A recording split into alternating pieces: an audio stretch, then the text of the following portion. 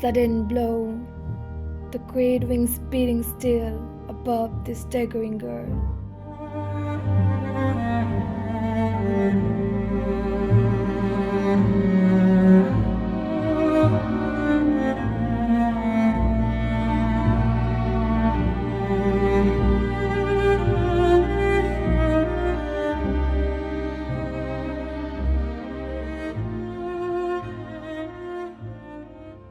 Her thighs caressed by the dark waves, her nap caught in his bill. He holds her helpless breast upon his breast. How can those terrified vague fingers push the feathered glory from her loosening thighs? And how can body lead in that white rush, but feel the strange heart beating where it lies? A shudder in the low engender stare, the broken wall, the burning roof and wall, and Agamemnon that, being so caught up, so mastered by the brute blood of the air, that she put on his knowledge with a spar, before the indifferent beak could let her drop. Leda and the Swan by William Butler Yeats is a unique Petrarchan sonnet, composed in 1923 and first printed in The Dial in 1924, and it was later published in the collection of poems The Cat, the Moon and Certain Poems. The first two stanzas of the poem consist of 4 lines marking an octave, explaining the violent and staggering assault of Leda, and a volta or turn in narrative, finally the sestet explaining the disastrous consequence of this rape, which changed the course of history. Leda and the Swan is a sexually violent poem with a clear diction, rhythmic tone and allusion to Greek myth about the world, the relation of human and divine, and the history. It is also a poem that pictures Zeus' rape of Leda, and in conclusion by this rape begot not only Helen but also the consequence of Helen, the fall of Troy and the death of the Greek heroes. It is one of Yeats' Annunciation poems. In Christianity, the Annunciation is the notice by Gabriel to the Virgin Mary that she would give birth to a child by the Holy Spirit that came to Mary in the form of a dove. The result of such a union between the divine and mortal was Jesus Christ. The themes of this poem, Leda and the Swan. One of the major themes of this poem is the cyclical nature of the violence.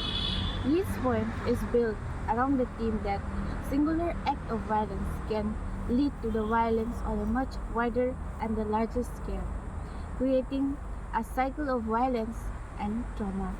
Here, the poem's scope opens up dramatically from Leda's body to the wider world, moving abruptly from the rape itself to the consequences that is eventually the fall of Troy. In this stanza, the speaker alludes to what will happen due to this rape, drawing a clear causality from Leda's conception of Helen to the devastation of the Trojan War.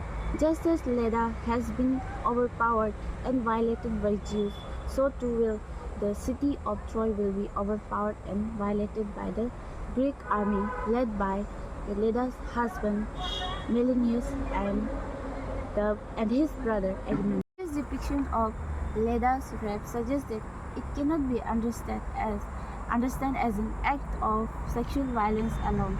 Rather, it is a tipping point in the history, and at such a scale that immense playing field of history, legacy, myth and literature, only cause and effect can be traced, not right and wrong.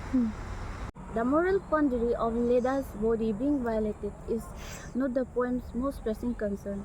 Nevertheless, the speaker's attention to Leda's panic and fear are important.